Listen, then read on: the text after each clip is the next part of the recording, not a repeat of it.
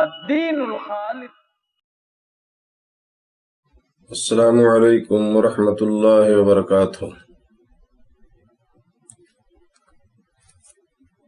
الحمد للہ رب العالمین والصلاة والسلام علی اشرف الانبیاء والمرسلین نبینا محمد وعلی آلہ وصحبہ اجمعین. اما بعد. محترم ساتھیوں، دینی بھائیوں، مشاہدین کرام، اسلامی خواتین، آج بتاریخ 13 جولائی سن 2020 عیسوی آپ لوگوں کی خدمت میں حاضری کا موقع ملا. اللہ رب العالمین نے توفیق دی اور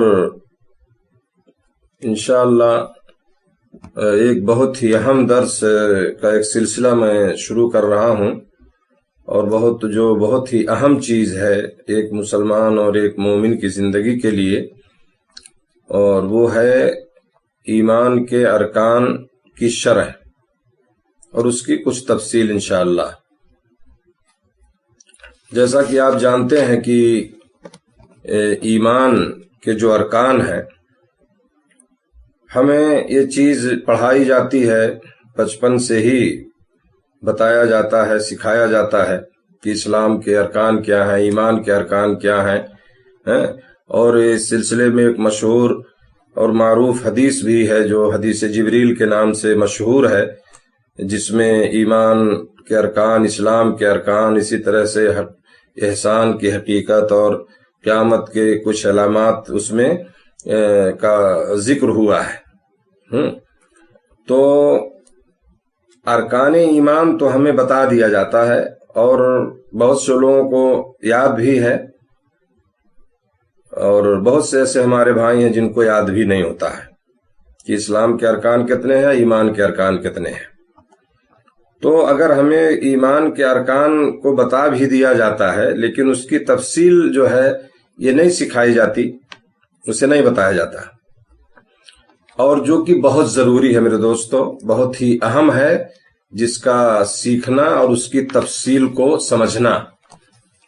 اس لیے انشاءاللہ العزیز جو ہے میں ایمان کے ارکان کی شرح، یا سمجھیے کہ اس کی کچھ تفصیل میں ذکر کروں گا، اور آج اس سلسلے کا جو ہے میرا یہ پہلا درس ہے، ایمان کے ارکان کی تفصیل کے تعلق سے اور اس کی شرح کے تعلق سے. سب سے پہلے میں بتا دوں جو ہے کہ ایمان کی اہمیت کیا ہے، پھر اس کے بعد اس کا مفہوم اور اس طرح سے بہت ساری چیزیں اس میں آئیں گی.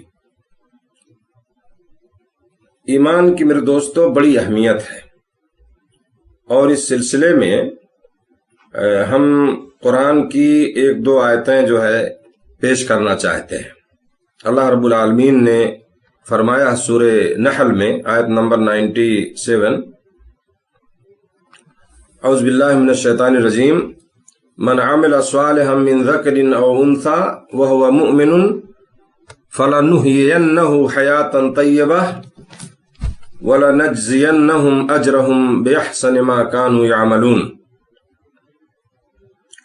جو شخص نیک عمل کرے، مرد ہو یا عورت، بشرطے کہ ایمان والا ہو، تو اسے ہم یقیناً بہت ہی اچھی زندگی عطا کریں گے، اور ان کے نیک اعمال کا بہترین بدلہ بھی انہیں ضرور دیں گے. دوسری جگہ اللہ نے ارشاد فرمایا سورہ رعد میں آیت نمبر 29، الذین آمنوا وعملوا الصالحات طوبی لہم وحسن مآب. جو لوگ ایمان لائے اور انہوں نے نیک عمل کیے، ان کے لیے خوشحالی بھی ہے اور عمدہ ٹھکانہ بھی ہے. یہاں اگر آپ دیکھیں گے تو پہلی آیت میں اللہ رب العالمین نے نیک عمل کرنے والے کو، چاہے وہ مرد ہو یا عورت ہو، دنیا ہی میں پاکیزہ زندگی عطا کرنے اور آخرت میں ان کے اعمال کا بہترین بدلہ دینے کا وعدہ فرمایا ہے. لیکن اس شرط پر کہ عمل کرنے والا چاہے وہ مرد ہو یا عورت وہ ایمان والا ہو۔ تو اس سے ہمیں کیا پتا چلتا ہے، اس سے ہمیں کیا سمجھ میں آتا ہے نا؟ یہ بات سمجھ میں آتی ہے کہ دنیا اور آخرت کی کامیابی کے لیے ایمان بنیادی حیثیت رکھتا ہے، یہ بہت ضروری ہے۔ اگر ہمیں دنیا میں بھی کامیابی چاہیے اور آخرت میں بھی تو اس کے لیے ایمان ضروری ہے، کیونکہ اللہ رب العالمین نے فرمایا کہ ہم اسے کیا ہے اچھی زندگی عطا کریں گے اور اس کے نیک عمل کا بہترین بدلہ انہیں ضرور دیں گے، ہے نا؟ تو دنیا کی زندگی میں چاہیے ہمیں کامیابی، دنیا کی کامیابی، آخرت کی کامیابی، اس کے لیے ایمان جو ہے بنیادی شرط ہے۔ اسی طرح دوسری آیت جو سورہ رعد کی آیت میں نے پڑھی ہے، اس میں بھی اللہ رب العالمین نے ایمان والوں کو اور عمل صالح کرنے والوں کو، نیک عمل کرنے والوں کو دنیا میں خوشحالی اور آخرت میں کیا ہے اچھا ٹھکانہ یا عمدہ ٹھکانے کی خوشخبری سنائی ہے۔ اللہ نے فرمایا کہ ان کے لیے خوشحالی بھی ہے اور عمدہ ٹھکانہ بھی۔ تو یہ بھی اس بات کی دلیل ہے کہ ایمان کی بنیاد پر ہی دونوں جہانوں کی کیا ہے کامیابی ہمیں نصیب ہو سکتی ہے، ورنہ نہیں ہوگی۔ یہ ایمان جو ہے یہ بنیاد ہے اور یہ بہت ضروری چیز ہے۔ اب ایک روایت میں ذکر کرنا چاہتا ہوں، بڑی مشہور حدیث ہے نا؟ اس سے پہلے یہ بتا دوں کہ دیکھیے اگر انسان ایمان والا ہو اور اس کے ساتھ ساتھ جو ہے کبیرہ گناہوں کا ارتکاب بھی کرتا ہو، بڑے گناہ ہو گئے اس سے، اور اسی حالت میں توبہ کرنے سے پہلے اس کی موت ہو جائے، تو قیامت کے دن اگر اللہ تعالیٰ نے چاہا، یہ اس کی مشیت پہ منحصر ہے، اگر اللہ چاہے گا تو اسے اس کے گناہوں کی سزا دے گا، اور پھر اس کے ایمان ہی کی بنیاد پر، جو ایمان وہ لایا تھا، ایمان ہی کی بنیاد پر اسے جہنم سے نجات دے کر کے جنت میں داخل کرے گا۔ جیسا کہ مشہور روایت ہے حضرت انس بن مالک رضی اللہ تعالی عنہ کی، اور ایک لمبی حدیث ہے جو حدیث الشفاعہ کے نام سے مشہور ہے، یعنی نبی شفاعت کا مطلب یعنی سفارش کرنا، اللہ کے نبی صلی اللہ علیہ وسلم اللہ رب العالمین سے اپنی امتیوں کے لیے جو سفارش کریں گے، تو ایک لمبی روایت ہے، اور اسی روایت میں اسی کے ضمن میں ہے نا حضرت انس بن مالک رضی اللہ تعالیٰ عنہ فرماتے ہیں کہ رسول اللہ صلی اللہ علیہ وسلم نے ارشاد فرمایا، فَأَقُولُ أَنَا لَهَا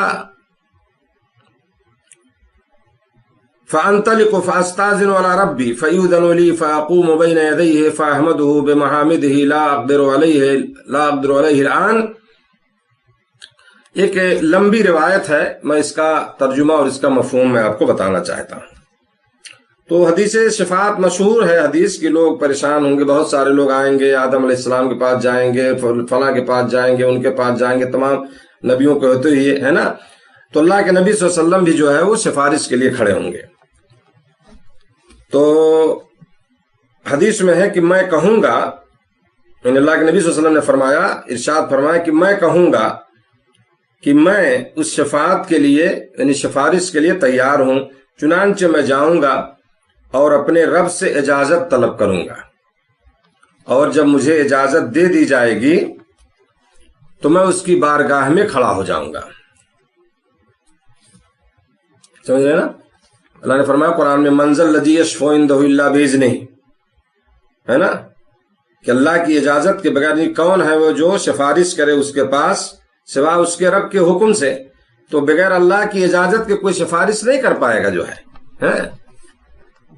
تو اللہ کے نبی صلی اللہ علیہ وسلم فرماتے ہیں کہ میں اجازت طلب کروں گا رب سے سفارش کے لیے، شفاعت کے لیے، اپنی امت کی سفارش کے لیے، ان کی بخشش کے لیے۔ میں اجازت طلب کروں گا تو مجھے جب اجازت مجھے دے دی جائے گی تو میں اس کی بارگاہ میں کھڑا ہو جاؤں گا اور اس کی وہ تعریفیں کروں گا جو اب نہیں کر سکتا، وہ صرف اسی وقت اللہ تعالیٰ مجھے الہام کرے گا، یعنی وہ چیزیں کیسی تعریف کرنی ہے، کس طرح سے اللہ تعالیٰ اس وقت جو ہے نبی کریم صلی اللہ علیہ وسلم کی طرف الہام کرے گا، اور اللہ کے نبی صلی اللہ علیہ وسلم اسی طرح سے کیا ہے وہ تعریفیں کریں گے جو ہے اللہ کی۔ پھر میں اس کے سامنے سجدہ ریز ہو جاؤں گا، سجدے میں ہو جائیں گے اللہ کے نبی صلی اللہ علیہ وسلم۔ نبی صلی اللہ علیہ وسلم فرماتے ہیں کہ میں سجدے میں چلا جاؤں گا جو ہے۔ پھر مجھے کہا جائے گا اے محمد صلی اللہ علیہ وسلم اپنا سر اٹھائیے اور بات کیجیے، آپ کی بات سنی جائے گی اور سوال کیجیے۔ یہ آپ کو کہا جائے گا کہ آپ سر اٹھائیے، آپ کی بات سنی جائے گی، سوال کیجیے کیا کرنا چاہتے ہیں، ہے نا، آپ کا سوال پورا کیا جائے گا، اور شفاعت کیجیے، آپ کی شفاعت قبول کی جائے گی، سفارش کیجیے، آپ کی سفارش جو ہے قبول کی جائے گی۔ میں کہوں گا، کون فرماتے ہیں؟ اللہ کے نبی صلی اللہ علیہ وسلم، میں کہوں گا اے میرے رب میری امت کی بخشش فرما اور میری امت کو جہنم سے بچا۔ تو کہا جائے گا کہ آپ جائیے اور جس شخص کے دل میں گندم، گیہوں یا جو کے دانے کے برابر بھی ایمان ہو اسے جہنم سے نکال لیجیے۔ چنانچہ میں جاؤں گا، اللہ کے نبی صلی اللہ علیہ وسلم فرماتے ہیں چنانچہ میں جاؤں گا اور اسی طرح کروں گا جیسا کہ مجھے حکم دیا جائے گا، پھر میں اپنے رب کے پاس واپس لوٹ کر آؤں گا اور وہی تعریفیں کروں گا، ہاں یعنی جو جیسے پہلے کیا، پھر عرض کروں گا اور اس کے بعد جو ہے سجدہ ریز ہو جاؤں گا، یعنی سجدے میں چلا جاؤں گا۔ پھر مجھے کہا جائے گا کہ محمد اپنا سر اٹھائیے، بات کیجئے، آپ کی بات سنی جائے گی، سوال کیجئے، آپ کا سوال پورا کیا جائے گا، اور شفاعت کیجئے، آپ کی شفاعت قبول کی جائے گی، یعنی آپ سفارش کریں، آپ کی سفارش قبول کی جائے گی۔ تو میں کہوں گا اے میرے رب میری امت کی بخشش فرما اور میری امت کو جہنم سے بچا۔ سمجھ گئے؟ یہ اللہ کے نبی صلی اللہ علیہ وسلم میرے دوستو کتنے رحیم ہیں اپنی امت کے لیے، کتنے مہربان اور کتنی شفقت آپ کے دل میں ہوگی اپنی امتیوں کے لیے۔ تو کہیں گے کہ اللہ میری امت کو جہنم سے بچا، تو کہا جائے گا کہ آپ جائیے اور جس شخص کے دل میں ایک رائی کے دانے کے برابر ایمان ہو اسے جہنم سے نکال لیجئے۔ چنانچہ میں جاؤں گا اور اسی طرح کروں گا جیسا کہ مجھے حکم دیا جائے گا، پھر میں اپنے رب کے پاس واپس لوٹ کر آؤں گا اور وہی تعریفیں پھر عرض کروں گا، اس کے بعد میں سجدے میں چلا جاؤں گا۔ پھر مجھے کہا جائے گا کہ محمد اپنا سر اٹھائیے، بات کیجئے، آپ کی بات سنی جائے گی، سوال کیجئے، آپ کا سوال پورا کیا جائے گا، اور شفاعت کیجئے، آپ کی شفاعت قبول کی جائے گی۔ میں کہوں گا کہ اے میرے رب میری امت کی بخشش فرما اور میری امت کو جہنم سے بچا۔ کہا جائے گا کہ آپ جائیے اور جس شخص کے دل میں ایک رائی کے دانے سے کم بھی کم اور اس سے بھی کم، ایک رائی کے دانے سے بھی کم اور اس سے بھی کم اور اس سے بھی کم ایمان ہو اسے بھی جہنم سے نکال لیجئے۔ چنانچہ میں جاؤں گا اور اسی طرح کروں گا جیسا کہ مجھے حکم دیا جائے گا۔ سمجھ رہے ہیں؟ تو میرے دوستو اس روایت سے، اس حدیث سے کیا معلوم ہوتا ہے؟ اس حدیث سے ثابت ہوتا ہے کہ قیامت کے دن ایمان ہی کی بنیاد پر انسان کی نجات جو ہے ممکن ہو سکے گی۔ کس کی بنیاد پر؟ ایمان ہی کی بنیاد پر۔ اور کسی انسان کی نجات کے لیے ایمان اس قدر اہم ہے، اس قدر اس کی اہمیت ہے کہ اگر یہ رائی کے دانے سے بھی کم ہوگا، رائی کا دانہ آپ دیکھتے ہیں نا، سرسوں رائی کتنا بڑا ہوتا ہے، وہ رائی کے دانے سے بھی کم ہوگا اگر ایمان، تو اللہ تعالیٰ اسے ضرور جہنم سے نکال کر جنت میں داخل کرے گا جو ہے۔ سمجھ رہے ہیں؟ کیونکہ یہ چیز آپ جان لیں کہ ایمان والا جو ہے مومن، یہ ہمیشہ جہنم میں نہیں رہے گا، اللہ رب العالمین بشرطے کی شرک نہ کیا ہو، شرک کی تو بات ہی الگ ہے، اس کو چھوڑ دیجئے، سمجھ رہے ہیں نا، شرک کا مسئلہ ہی الگ ہے اگر شرک پہ کسی کی موت ہوتی ہے۔ ایک موحد آدمی اگر اس نے بڑے گناہ بھی کیے ہیں تو اللہ رب العالمین کی مشیت پہ ہے، چاہے گا تو بخش دے گا، اور اگر وہ چاہے گا تو اس کے اس گناہ کی، اس کے اس عمل کی اسے سزا ملے گی، اور وہ پھر جہنم سے نکال کر اسے جنت میں ڈالا جائے گا، داخل کیا جائے گا۔ ہمیشہ ہمیش جو ہے ایک ایمان والا بندہ، ایک موحد بندہ ہمیشہ ہمیش جو ہے جہنم میں نہیں رہے گا۔ وہ اللہ رب العالمین کی مشیت پہ میرے دوستو، جس کو چاہے گا تو بخش بھی دے گا، اور اگر کسی کو چاہے گا کہ نہیں اس کو اس کے اعمال کی سزا دینی ہے تو اتنی سزا جب وہ کاٹ لے گا پھر اسے جہنم سے نکال دیا جائے گا۔ آپ دیکھیے اللہ کے نبی صلی اللہ علیہ وسلم جو سفارش کر رہے ہیں اپنی امت کی بخشش کے لیے، جب آپ سفارش کریں گے تو کہا جائے گا جائیے ایک رائی کے دانے سے بھی کم، اس سے بھی کم اور اس سے بھی کم اگر ایمان ہو تو اسے جہنم سے نکال لیجیے۔ تو مرتکب کبیرہ جو ہے اہل سنت والجماعت کا یہی مسلک ہے میرے دوستو، کہ اور یہی منہج ہے، ان کا عقیدہ یہی ہے کہ جو کبیرہ گناہ، بڑے گناہ بھی کرنے والا وہ ہمیشہ ہمیش جو ہے وہ جہنم میں نہیں رہے گا، بلکہ اس کو جو ہے اگر اللہ نے پہلے ہی مرحلے میں اگر اس کی بخشش نہیں ہوئی، اگر اسے اس کے گناہ کی سزا مل رہی ہے جہنم میں، تو اس سزا کے بعد ایک دن اس کو اس سے نکالا جائے گا جہنم سے، اور اسے بھی جنت میں داخل کیا جائے گا۔ تو یہ ایمان میرے دوستو، یہ ایمان کی اہمیت ہے، کس قدر اتنا ایمان اہم ہے آپ دیکھ لیجئے کہ اگر جس کے دل میں ایک رائی کے دانے کے برابر اس سے کم بھی اگر ایمان ہے تو انشاءاللہ وہ بھی جہنم سے نکلے گا اور جنت میں جائے گا۔ تو یہ ایمان کی اہمیت میں نے مختصر انداز میں بتائی آپ کو قرآن کی 2 آیتوں سے، اور اس حدیث کے حدیث شفاعت جو ہے، جو سفارش والی حدیث ہے، اس حدیث کے حوالے سے کہ ایمان کی اہمیت کتنی ہے، سمجھ رہے ہیں نا۔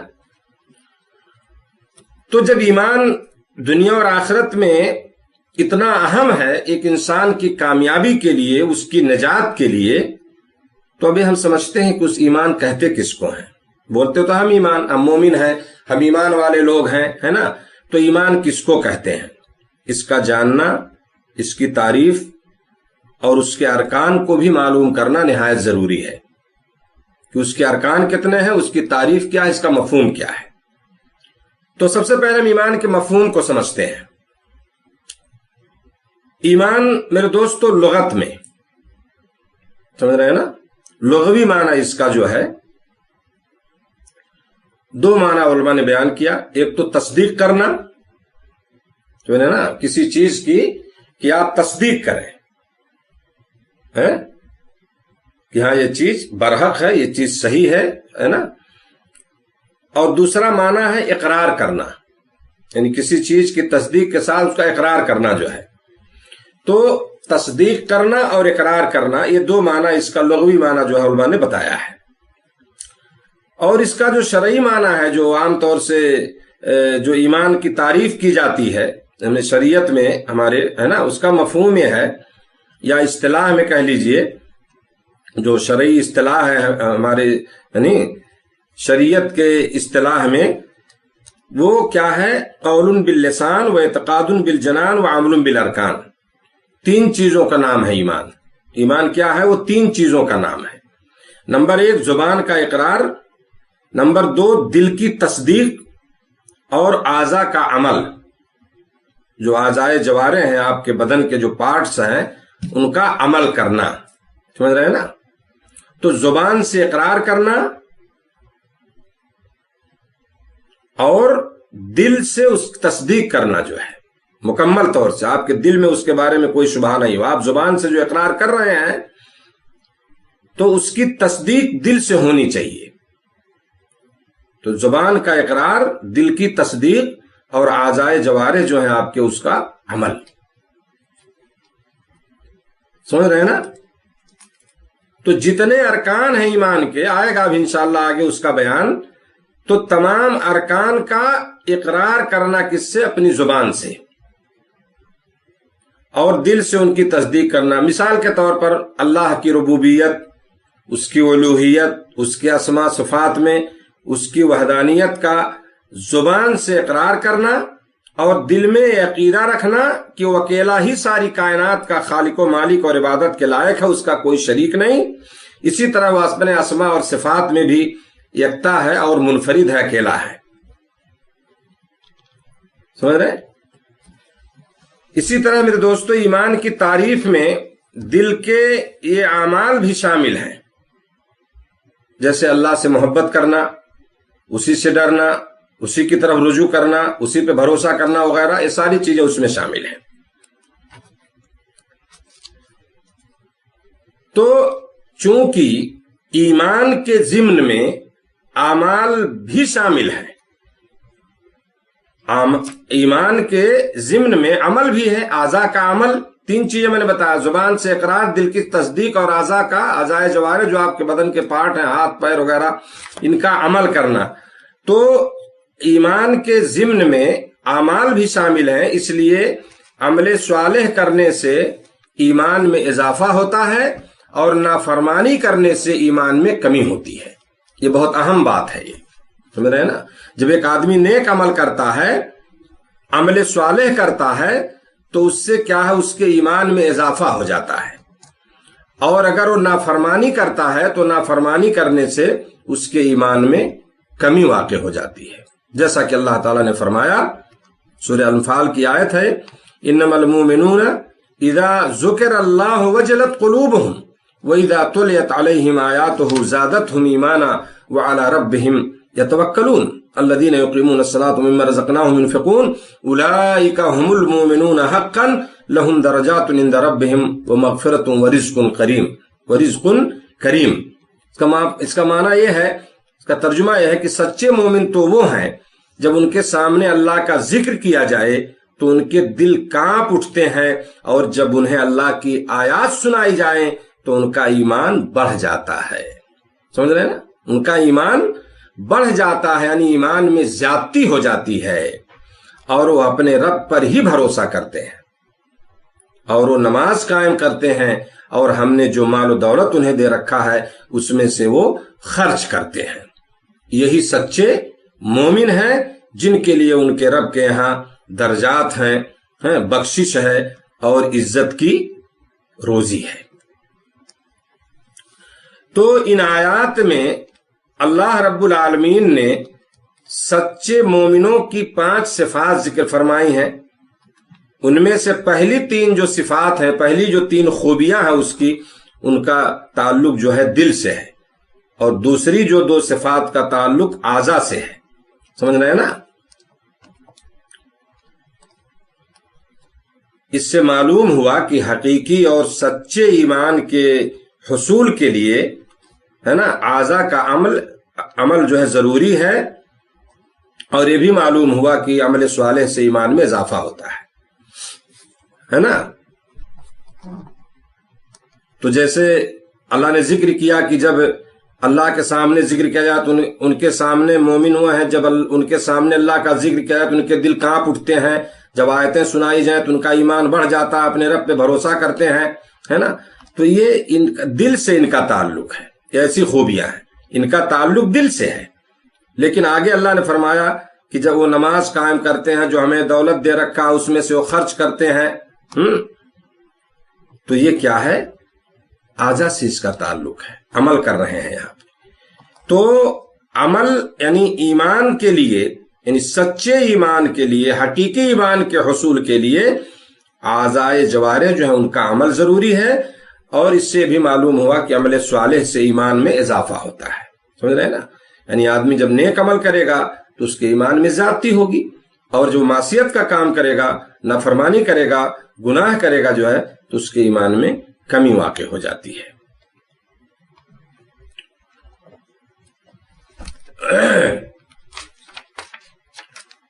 تو اب ایک چیز اور ہے میرے دوستو کہ ایمان اور عمل، سمجھ رہے ہیں نا؟ تو میں چاہتا ہوں تھوڑی سی بات اس پر بھی ہو جائے۔ ایمان اور عمل جو ہے، جیسا کہ میں نے بتایا کہ ایمان جو ہے صرف زبان کے اقرار اور دل کی تصدیق ہی کا نام نہیں ہے، بلکہ اس کے ساتھ ساتھ عمل صالح بھی ضروری ہے۔ یہی وجہ ہے کہ اللہ تعالیٰ نے قرآن مجید کی متعدد آیات میں جو ہے ان لوگوں کو جنت کی خوشخبریاں سنائی ہیں جو ایمان والے اور عمل صالح کرنے والے ہوں۔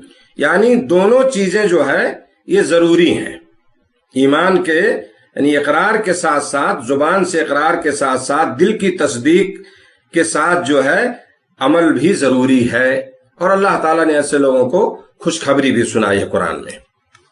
ایسا نہیں ہے کہ ہم زبان سے اقرار کر لیے، دل سے مان لیا اور عمل کی کوئی ضرورت نہیں ہے، ایمان کے ساتھ عمل کی ضرورت ہے۔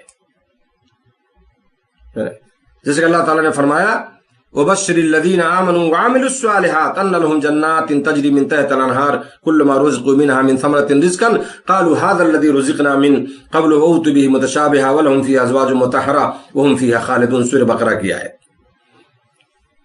اے پیغمبر، اللہ فرما رہا ہے کہ جو لوگ ایمان لائیں اور اچھے عمل کریں انہیں آپ خوشخبری دے دیں، خوشخبری ان کو دے دیجیے آپ کہ ان کے لیے ایسے باغات ہیں، یعنی کون لوگ جو ایمان لائیں اور نیک عمل کریں، اچھے عمل کریں، ان کے لیے ایسے باغات ہیں جن کے نیچے نہریں جاری ہیں۔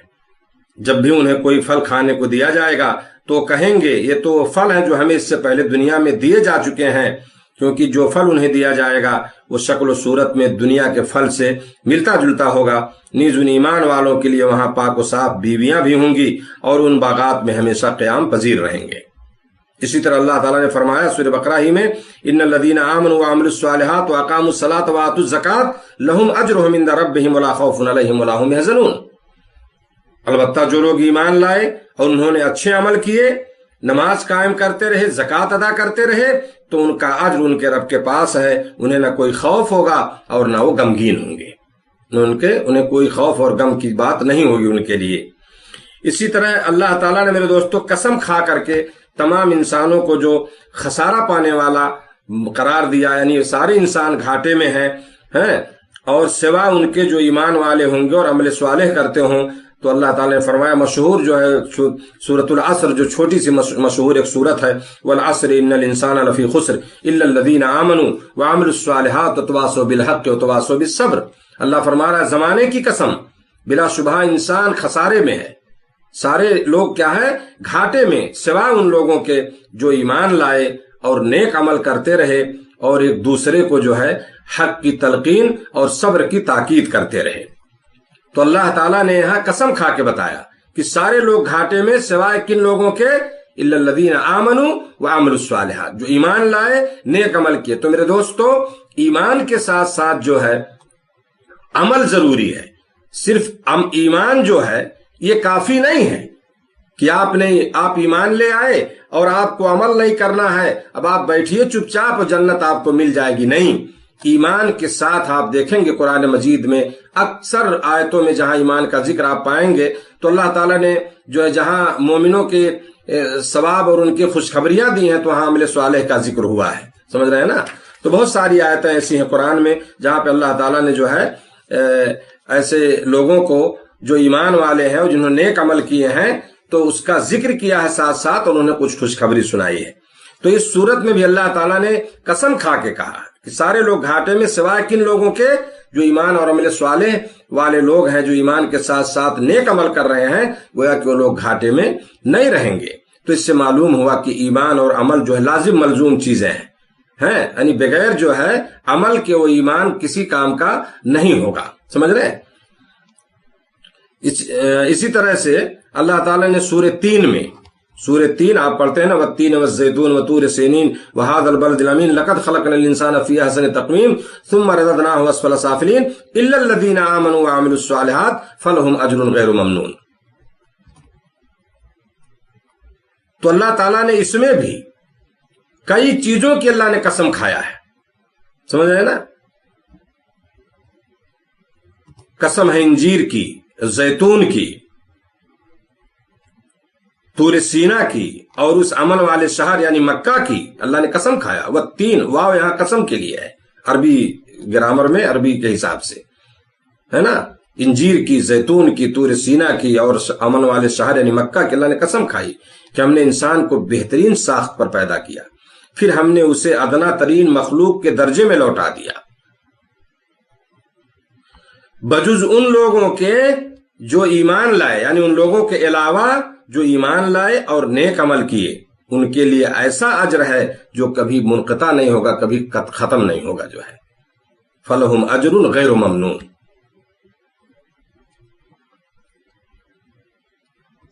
تو تمام انسان کو یہاں، یعنی انسان اشرف المخلوقات ہونے کے باوجود اللہ نے کیا کہا اس میں کہ ادنا ترین مخلوق کے درجے میں قائم کیا، سوائے ان لوگوں کے جو ایمان والے اور عمل صالح کرنے والے ہوں، ان کو اس سے مستثنا کر دیا ہے۔ ثم رددناہ اسفل سافلین، اللہ نے فرمایا کہ پھر ہم نے اس کو، انسان کو کیا ہے، ادنا ترین مخلوق کے درجے میں لوٹا دیا۔ لیکن ادنا ترین مخلوق سے کن کو الگ کیا گیا؟ ان لوگوں کو جو ایمان لائے اور نیک عمل کیے، اور ان کا اجر بھی بتایا کہ ان کا اجر کبھی منقطع نہیں ہوگا، کبھی کٹے گا نہیں، کبھی ختم نہیں ہوگا۔ تو ان تمام میرے دوستو آیات کریمہ سے جو ہے ثابت ہوا کہ زبان کے اقرار اور دل کی تصدیق کے ساتھ ساتھ اعضاء، جو آپ کے اعضاء جوارح ہیں، اعضاء کے اعمال بھی یہ ایمان میں شامل ہیں۔ سمجھ رہے ہیں؟ تو یہ باتیں تھیں آج کے اس درس میں۔ وقت میرا ختم ہوا، انشاءاللہ جو ہے مختصر ہی وقت میں جو ہے میں ان کو، آپ لوگوں کا زیادہ وقت نہیں لوں گا، تو کل انشاءاللہ میں اور باقی چیزیں جو ہے اس کے تعلق سے، عمل کے تعلق سے جو ہے میں بتاؤں گا کہ کن چیزوں پر عمل ضروری ہے اور کون سی چیزیں اعمال میں داخل ہیں، ہے نا۔ تو آج جو ہے انہی باتوں پر میں اکتفا کرتا ہوں۔ آج میں نے ایمان کی اہمیت بتائی، ایمان کا مفہوم بتایا، اور تیسری چیز جو میں نے بتائی کہ ایمان اور عمل جو ہے یہ دونوں ضروری ہیں، یعنی ایمان کے ساتھ ساتھ عمل ضروری ہے۔ بغیر عمل کے ایمان جو ہے آپ کا کوئی فائدہ دینے والا نہیں ہے، کیونکہ ایمان کی تعریف ہی میں بتایا گیا کہ زبان سے اقرار، دل کی تصدیق اور اعضاء کا عمل جو ہے۔ تو عمل کو ہم ایمان سے الگ نہیں کر سکتے، ایمان کے ساتھ ساتھ عمل صالح ضروری ہے، اور جب عمل صالح ہوگا تو ہی ایمان آپ کو انشاءاللہ فائدہ دے گا۔ دنیا میں بھی آپ کے لیے خوشخبری ہے، اچھی زندگی ملے گی، اور آخرت میں بھی اس کا آپ کو بہترین بدلہ ملے گا۔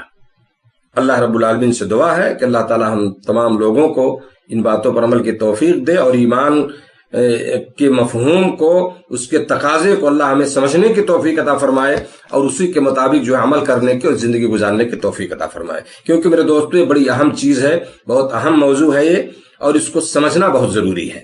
تو انشاءاللہ العزیز جو ہے میں اسی طرح سے ہم جو ہے ایک ایک اس کے جو ارکان ہیں، ہے نا، جو 6 ارکان اس کے ہیں، میں ایک ایک رکن پہ تھوڑی سی تفصیلی بحث ہوگی، اور انشاءاللہ تاکہ وہ بات جو ہے واضح ہو جائے، اور آپ ایمان کے ارکان کو جو ہے اس کے مفہوم کو اچھی طرح سے اس کو آپ سمجھ لیں۔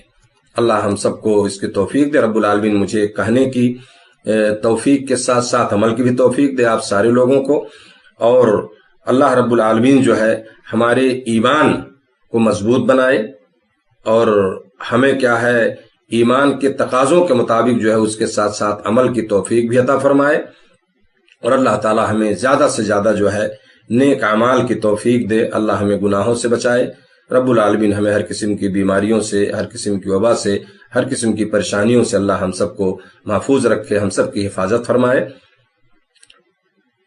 اور جو لوگ بیمار ہیں، جو مریض ہیں، یا جو اس وبا کے شکار ہیں، اللہ تعالیٰ جو ہے ان سب کو جو ہے شفاء کامل وعاجل عطا فرمائے۔ وجزاکم اللہ خیرا، والسلام علیکم ورحمۃ اللہ وبرکاتہ۔